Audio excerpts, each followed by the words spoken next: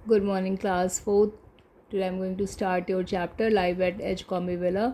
यहाँ पे आपको एक इस पे वार्म अप में आपको एक इस स्टोरी को मतलब ये पूरा जो आप एक अपने स्टोरी कह सकते हैं और यू कैन से कि आपने एक डिस्क्राइब करना है आपको अपने वीकेंड को। एक आइडल वीकेंड मतलब जो एक होता है आदर्श वीकेंड, सैटरडे संडे जो होता है आपका वो वीकेंड होता है।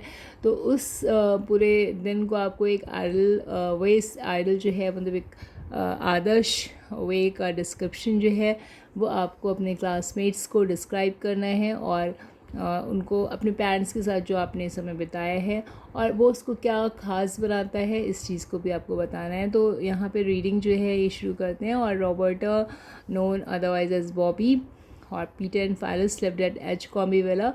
और ये इसका पूरे इस विले का फार्म हाउस का नाम जो है वो एजकॉम्बी विला है विद देयर वंडरफुल पेरेंट्स। वो अपने पेरेंट्स जो एक बहुत ही अच्छे पेरेंट्स थे जो अपने बच्चों का बहुत ध्यान रखते थे और उनके साथ अपना बहुत समय व्यतीत करते थे, ऐसे पेरेंट्स जो थे वो ये पूरी जो स्टोरी है उस पर बेस्ड है कि एजकॉम्बी विला वॉज इन ऑडी रेड ब्रिक फ्रंटेड विला। जो एजकॉम्बी विला था जिसका नाम ये विला होता है घर, गृह को आप कह सकते हैं, जो कि विलेज में होता है, फार्म हाउस को बोलते हैं। और एजकॉम्बी विला जो था एक ऑर्डिनरी मतलब एक साधारण सा रेड ब्रिक फ्रंटेड विला था, रेड ब्रिक का बना हुआ घर था। But it had all the conveniences in the world, लेकिन दुनिया की सारी सुख सुविधा वहाँ पर मौजूद थी। It had a pretty hallway और प्रेटी सा एक प्यारा सा मतलब सुंदर सा हॉलवे था वहाँ पे। हॉलवे कहते हैं कि हॉल से लगा हुआ एक मतलब जो रास्ता होता है वो था। Coloured glass in the front door और इसमें डोर के मतलब कलर्ड ग्लास, कलर्ड मतलब शीशे के कलर्ड रंगीन जो थे उसमें ग्लासेस लगे थे इन द फ्रंट डोर पे उसके। Bathrooms with hot and cold water, bathroom जो था जो कि हॉट एंड कोल्ड वाटर उसमें आता था। इलेक्ट्रिक बेल्स थे, फ्रेंच विंडोज़ के स्टाइल में वो था। एंड वाइट वॉल्स थे और इस पर वाइट वॉल्स थे। एडोर्ड विद मैनी पिक्चर्स, जो कि बहुत से पिक्चर्स के द्वारा जो थे वो सजे हुए थे। Mother was a dear, mother बहुत ही अच्छी थी। She did not spend her time visiting and waiting for folks to visit. वो मतलब ज़्यादा भीड़ भाड़ को में ज़्यादा रहना या वहाँ पे विज़िट करना उनको ज़्यादा नहीं पसंद था, ना तो ज़्यादा पसंद करती थी बाहर आना जाना मतलब भीड़ पे। She was nearly always there, वो हमेशा घर पे रहती थी। And she help them with their homework, वो अपने बच्चों को होमवर्क में मदद करती थी। रीड अलाउड टू देम, उनके लिए वो तेज़ी से पढ़ती थी। एंड प्लेड विद देम, और उनके साथ समय व्यतीत करती थी, खेलती थी उनके साथ। She even road stories for them, वो उनके लिए कहानियाँ लिखती थी। When they were in school, जब वो स्कूल में होते थे। So she could read these out to them at tea time, तो जब वो स्टोरीज़ इनको लिखती थी वो इसलिए लिखती थी कि उनके टी टाइम के समय वो उसको, टी टाइम मतलब चाय का जो समय होता है या जो बच्चे मिल्क पीते हैं तो मिल्क लेते हैं वहाँ मतलब टी टाइम के समय उस पोएम्स को जो वो लिखती थी या जो स्टोरीज़ को वो लिखती थी उसको वो उस समय रीड कर सकें। और she wrote little poems for them, और वो उनके लिए पोइट्रीज़ भी लिखती थी फॉर स्पेशल ओकेशंस। और मतलब कुछ स्पेशल जो ओकेशंस होते हैं, ख़ास अवसर होते हैं, like the christening of the kittens, जैसे किटन्स को मतलब ईसाईकरण करना उनका। और the refurnishing of the doll's house, और डॉल हाउस को फिर से सेट करना, डॉल हाउस जो उनका था उसको फिर से सेटिंग करना, उसको फिर से अच्छे से रखना। और when they were down with mumps, और जब उनको मम्स निकल आते थे तब पर भी वो पूजीज़ जो होती थी पोएम्स को वो रीड करती थी। Father was perfect too, father भी उनके जो थे वो बहुत परफेक्ट थे। ही वॉज नेवर एंग्री, वो कभी भी नाराज़ नहीं होते थे अपने बच्चों पर। वॉज ऑलवेज फेयर, वो हमेशा उनके लिए जस्ट रहते थे, मतलब उनके साथ हमेशा वो फेयर रहते थे, चेयरफुल खुश रहते थे। And ready for a game, और उनके साथ वो समय व्यतीत करते और उनके साथ वो खेलते थे। Come to the next page now. He was often an engineer, वो एक तरह से कभी कभी वो इंजीनियर बन जाते थे। When their toys were out of sorts, जब उनके ऑर्डर जो टॉयज़ थे वो अपने मतलब वास्तविक स्वरूप से कहीं अगर हट गए हैं तो उसको वो फिर से ठीक कर देते थे, उसके लिए वो इंजीनियर बन जाते थे। A veterinary doctor, when the wooden horse fell apart, वो मतलब जानवरों के डॉक्टर बन जाते थे। वेटरनरी जो होते हैं वो जानवर के डॉक्टर्स को बोलते हैं। When the wooden horse fell apart, जब वुडन हॉर्स जो होता है वो गिर जाता है। And restored the doll's house, और डॉल्स हाउस को भी वो फिर से रिस्टोर करते थे, फिर से बना देते थे। When it had started leaning sideways, जब वो साइडवेज की तरफ गिरने लगता था, मतलब थोड़ा सा वो टेढ़ा होके होने लगता था, खड़ा होता था, तो उसको भी वो फिर से रिस्टोर करते थे, फिर से वो उसको ठीक करते थे। तो इस तरह से मतलब टोटल ऑल जो उनके पेरेंट्स थे वो बच्चों का बहुत ध्यान रखते थे, वो उनके साथ अपना काफ़ी समय व्यतीत करते थे, वो उनके साथ खेलते थे, चेयरफुल रहते थे, खुश रहते थे, वो उनको अपना पूरा समय देते थे, उनके साथ कभी नाराज़ नहीं होते थे, उनको मतलब काफ़ी अच्छे से उनके साथ सारे समय वो बिहेव करते थे। तो एक तरीके से वो बहुत आइडियल पेरेंट्स थे, बहुत आदर्श पेरेंट्स थे जो अपने बच्चों के को काफ़ी अच्छा समय देते थे। ऑन पीटर्स 10th बर्थडे, जो पीटर्स की जो 10th बर्थडे थी, mother and father got him a lot of gifts. Mother और फादर ने उसको बहुत से गिफ्ट ला के दिए, और the special one amongst these was a smarty little fire engine. और इसमें से सबसे जो बेस्ट वन था, जो सबसे अच्छा गिफ्ट था, वो था एक smart little fire engine. Little fire engine था। After all Peter did not have his heart set on becoming an engineer. जो आफ्टर ऑल जो पीटर था उसने कभी ये नहीं सोचा था कि वो एक इंजीनियर बनेगा। The engine ran proudly around the living room, और जो इंजन था वो हमेशा प्राउडली मतलब फुली एक वेल यू कैन से कि मतलब पूरे रूम में वो इस तरह से दौड़ता था जैसे कि वो बहुत प्राउड से भरा हुआ है। And because yes, the engine ran proudly around the living room with its tender of toys, उसके बहुत से उस पर टॉयज़ रखे होते थे। एंड टिल वन डे, इधर बिकॉज ऑफ पीटर्स इनएक्सपीरियंस, क्योंकि पीटर को इतना अनुभव नहीं था, और फाइलर्स ऑनेस्ट इंटेंशन, या तो फाइलर्स का जो ऑनेस्ट इंटेंशन था, उसका जो भी एक ये मन था कि the engine broke down and would run no more. Engine जो था वो टूट गया और वो आगे बढ़ नहीं पाया। पीटर्स आइज़ वर रेड, उसकी आइज़ जो थी वो रेड हो गई थी। But he tried hard not to cry, लेकिन उसने ये कोशिश करी कि उसकी आंखों से आंसू ना आए। Peter confirm that he had red eyes owing to a cold, उसने ये बोला कि मुझे बिकॉज कोल्ड हो रहा है, मुझे कोल्ड है, इस वजह से मेरी आंखें लाल हो रही है। He indeed did come down with a cold quite suddenly, and और उसने ये भी कंफर्म करा कि उसको he did come down with the cold, अभी एकदम से उसको कोल्ड हो गया है सडनली। एंड फिर क्या हुआ, मदर रोट हिम सम पूजी, मदर ने उसके लिए जो सम पूजी मतलब पोएम लिखी थी, उसको चेयरअप करने के लिए, उसको खुशी लाने के लिए, क्योंकि उसका जो एकदम से जो उसका जो इंजन था, फायर इंजन था, वो एकदम से ख़राब हो गया था। क्योंकि क्या होता है कि मतलब वो उस बच्चे उसको खेलते थे, पीटर और जो फाइलर्स थे वो उसके साथ खेलते रहते थे, और उस पर बहुत से टॉयज़ ऊपर रख के उसको खेलते थे। तो उनका मतलब फाइलर्स का ऑनेस्ट इंटेंशन, वो भी खेलता था उसको, और पीटर भी खेलता था। तो पीटर के लिए गिफ्ट में वो आया था, तो इसलिए दोनों बच्चे खेल रहे थे उसको, उस पर काफ़ी उसको काफ़ी मतलब चलाते थे, और उस पर उसके ऊपर बहुत से टॉयज़ को रख देते थे, वो चलता रहता था। और प्राउडली वो पूरे जहाँ पे वो खेलते थे वो रन करता रहता था, जो इंजन था उनका। He indeed did come down with the cold, फिर उसने मतलब अपने आप को ये प्रिटेंड करा, जब उसका जब वो इंजन ख़राब हो गया तो उसने ये प्रिटेंड करा कि उसको ज़ुकाम हो रहा है, उसको कोल्ड हो रहा है, लेकिन कोल्ड सच में नहीं था, बिकॉज उसको वो इंटेंशन को आगे वो मतलब जाहिर नहीं करना चाहता था कि उसको सच में ऐसा कोई दुख है कि उसका जो इंजन है वो टूट गया है। तो मदर ने इस वजह से उसके लिए, उसको चेयर अप करने के लिए कुछ पोइट्री लिखी थी, वो उसके लिए पढ़ी। It cheered him up a whole lot, उसने उसको काफ़ी एक तरीके से मदद करी। वो फिर थोड़ा सा वो चेयर अप हुआ। He sat up in a bed, और वो बेड पे बैठ गया। डिमांडेड सम मीट पाए, और उसने सब मीट पाए को डिमांड किया। मीट पाए होता है, यू कैन से। और इस तरह से उसने क्या करा कि he sat up in a bed and demanded some meat pie, और वो बेड पर बैठ गया और उसने कुछ मीट पाए होता है जो पाए जो होता है, जैसे आप कह सकते हैं पेस्ट्री टाइप ऑफ चीज़ जिसमें मीट अंदर रोस्टेड, मतलब मीट को अंदर भरा गया हो। तो इस तरह से उसने एक मतलब यू कैन से कि इसने इस चीज़ मीट पाए का डिमांड करा। और cook was asked to make meat pie, और कुक को ये बोला गया कि उसको मीट पाए प्रिपेयर करना है। And when Peter had his dinner, he looked fit as a fiddle, और वो बिल्कुल फिट दिख रहा था।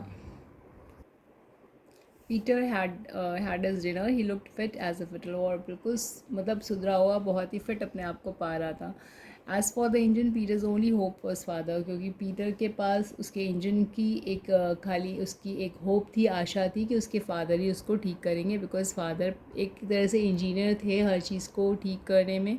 तो father was away for a few days, father जो थे वो बाहर थे कुछ दिनों के लिए। And Peter awaited his return in most ईगरली, और पीटर जो था अपने फादर को वेट कर रहा था कि वो बहुत मतलब ईगरली, बहुत ही अवेयर होके वो अपने फादर के वापस आने का वेट कर रहा था।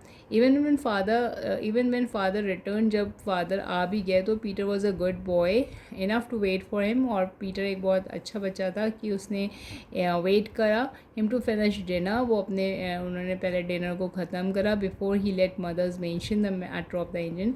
जब तक उसने मदर को मतलब ये बोलने को कहा कि अभी इंजन के बारे में पापा को बताओ, या मतलब इंजन के बारे में आप इन्फॉर्म करो फादर को। तो mother said oh dear, if you quite rested and quite comfy, मतलब उसने मदर ने उसके बाद जब उनके फादर ने डिनर को ख़त्म कर लिया, डिनर ले लिया अपना फिनिश कर लिया, तो मदर ने बोला कि नाउ डियर, आप सुनिए कि इफ़ यूर क्वाइट रेस्टेड, अगर आप आराम कर चुके हो और अब आप अच्छे से फील कर रहे हो, मतलब कंफर्टेबल फील कर रहे हो, अच्छा आपको फील हो रहा है, तो we want to tell you about the great railway accident and ask your advice. तो हम आपसे वो जो एक्सीडेंट हुआ है रेलवे का, मतलब रेलवे एक्सीडेंट हुआ है उसके बारे में आपसे एडवाइस लेना चाहते हैं, आपसे सलाह लेना चाहते हैं, जो कि उसका इंजन क्या हुआ था उस पर वो डिस्कस करना चाह रहा था पीटर और उसकी जो मदर थी अब फादर से। तो all right said father, fire away, मतलब उन्होंने बोला कि हाँ बताओ, अब बोलो, उसको एक्सप्रेस करो क्या तुम्हारी प्रॉब्लम है। फादर ने बोला, तो so then Peter narrated, Peter ने सारी स्टोरी को नरेट करा, the sad story, and fetched what was left of the engine, और उसने पूछा कि इंजन का अब क्या हो सकता है। He asked father in a low unsteady voice, is there no hope. तो उसने फादर से पूछा बहुत ही लो और अनस्टेडी, जो कि एक मतलब एक जैसी अनस्टेडी होता है, मतलब थोड़ी सी वॉइस जो थी वो उसकी भर्रा रही थी, मतलब वो उसको थोड़ा सा दुखी वे में वो बोल रहा था, तो उसकी एक फ्लो में वॉइस नहीं थी। और वो बोला कि क्या कुछ होप है, क्या कुछ आशा है इसको ठीक होने में। तो चिल्ड्रन हेल्ड देयर ब्रेथ, और चिल्ड्रन ने अपनी ब्रेथ को एक तरीके से अपनी सांस को पकड़ रखा था कि फादर का रिस्पॉन्स क्या होगा, कि इज़ देयर एनी होप और नॉट, क्या कुछ आशा है इसको ठीक होने में या नहीं है। तो hope rather tons of it, मतलब हाँ बहुत सी होप है, और बल्कि बहुत सी होप है, सेड फादर चीयरफुली, फादर ने बहुत हंस के जवाब दिया। It will only need some soldering and a new valve, then it should be as good as new. और इसके साथ कुछ मतलब यू कैन से कि इसमें कुछ होप, तो रादर टर्न्स ऑफ इट, उसने बोला कि हाँ बहुत सी होप है। और सेट फादर चेयरफुली, फादर ने बहुत खुश होकर बोला, it will only need some soldering and a new valve and then it should be as good as a new. तो उन्होंने बोला कि हाँ इसमें कोई मतलब वैसी बात नहीं है, दिक्कत की बात नहीं है। सम शोल्डरिंग का शोल्डरिंग का कुछ इसमें मतलब करना है, एंड न्यू वेल्व उसमें लगाना है। एक शोल्डरिंग एक प्रोसेस होता है जिसमें कि धातु का भराव किया जाता है, धातु को भरा जाता है और उसको जॉइन किया, मतलब जॉइन करके उसको मतलब जोड़कर और उसको धातु से भर दिया जाता है। धातु होता है मेटल से भर दिया जाता है। एंड न्यू वाल्व, उसमें एक मतलब एक नया वाल्व लगाना है, वैल्व लगाना है and then it should be as good as new. तो उसने बोला कि वो वैसे ही बिल्कुल न्यू हो जाएगी जैसे पहले न्यू थी। तो I think we would better keep it for a rainy day और सॉरी या I think we would better keep it for a rainy day. In other words, I will give up Saturday afternoon. तो इसका मतलब rainy day के लिए इसको अभी रख देते हैं। तो उसका मतलब है कि अभी इसको सैटरडे आफ्टरनून के लिए रख देते हैं। इसका जो अनदर वर्ड्स का इसका जो अनदर मीनिंग निकलता है वो ये है कि इसको आगे सैटरडे के लिए रख देते हैं, सैटरडे आफ्टरनून सैटरडे से इस पर वर्क करना शुरू करेंगे and you shall all help you, और तुम सबको मेरी इसमें मदद करनी पड़ेगी। Hurray shouted the children. और इस तरह से उन्होंने बोला, मतलब सारे चिल्ड्रन बहुत ही खुश हो गए बिकॉज उनको अब जब ये पता चल गया कि उनकी जो इंजन है वो इंजन जो था, फायर इंजन था, वो फिर से ठीक हो जाएगा। तो उनको इस चीज़ का बहुत खुश हुए क्योंकि वो उनके पापा पहले वो एक तरह से इंजीनियर भी थे, एक तरह से वेटरनरी डॉक्टर भी थे और वो हर वे से काम कर लेते थे। तो इस तरह से वो मतलब आप कह सकते हैं कि उनके फादर ने उनको फिर से उनको वो एक खुशी दे दी थी जो कि वो मतलब चाह रहे थे। तो इस तरह से मतलब एक आप कह सकते हैं कि जो पेरेंट्स होते हैं वो अपने बच्चों को उनको अपना पूरा समय देना चाहिए, उनके साथ खेलना चाहिए, उनके साथ टाइम पास करना चाहिए, उनको हर वे से खुश रखना चाहिए और उनके साथ हर अपने समय को व्यतीत करना चाहिए, उनकी राय लेनी चाहिए जिससे बच्चे जो हैं वो खुश रहें, अपने मतलब एक आइडल पेरेंट्स को वो पाएँ और उनसे जितना आप फ्रेंडली रहेंगे, जितना हर पेरेंट्स अपने बच्चों से फ्रेंडली रहेंगे उतना उनके उतना ही उनके बच्चे पॉजिटिविटी को फील करेंगे और वो उनसे अटैच रहेंगे, उनसे मतलब यू कैन से कि वो एक आइडल पेरेंट्स भी कहलाएंगे जो अपने बच्चों को ज़्यादा से ज़्यादा प्यार करते हैं, ज़्यादा से ज़्यादा समय देते हैं, उनके साथ खेलते हैं, उनकी हर इच्छाओं को पूरी करते हैं और मोस्टली यू कैन से कि आपका कितना लव अफेक्शन अपने बच्चों के लिए है वो इससे प्रेजेंट होता है कि आप उनको कितना समय देते हैं। तो हर पेरेंट्स को ऐसा नहीं है कि खाली सिर्फ आप अपनी ज़िम्मेदारियों को पूरा करें तो डैट इज़ इनफ। ये नहीं है कि आप खाली उनकी इच्छाओं को पूरी कर दें और उनके साथ समय व्यतीत ना करें। तो ये हर पेरेंट्स के लिए एक सुझाव होता है कि वो अपने बच्चों को खाली आप सुख सुविधाएं ही मत दीजिए, उनके साथ बैठिए, बात करिए, उनसे राय बात करिए, उनको अपना समय दीजिए, उनको प्यार दीजिए, उनको अफेक्शन दीजिए और उनके साथ हर वे से आप जुड़िए। तो खाली आपकी ड्यूटी, पेरेंट्स की ड्यूटी ये नहीं होती है कि वो सिर्फ एक आप उनको अपने जो आप अर्निंग करते हैं उससे आप अपने बच्चों को खाली सुख सुविधाएं प्रोवाइड कर दें। That's not your duty only. आपकी वो ड्यूटी नहीं होती है। आपकी ड्यूटी ये भी होती है कि आप बच्चों को ज़्यादा से ज़्यादा समय दें, उनके साथ ज़्यादा से ज़्यादा खेलें, उनको प्यार करें, उनको लव अफेक्शन से भरें जिससे कि उनको खालीपन महसूस ना हो, उनसे हर चीज़ में राय बात करें, उनको फ्रेंड बनाएं। आप उनको जब दोस्त बनाएंगे तो वो आपको हर वे से वो खुश रहेंगे, उनका मेंटल स्टेटस हाई रहेगा, उनको अच्छा फील होगा और वो हमेशा खुश रहेंगे और अपने सबसे अच्छे फ्रेंड्स को वो अपने पेरेंट्स को पाएंगे।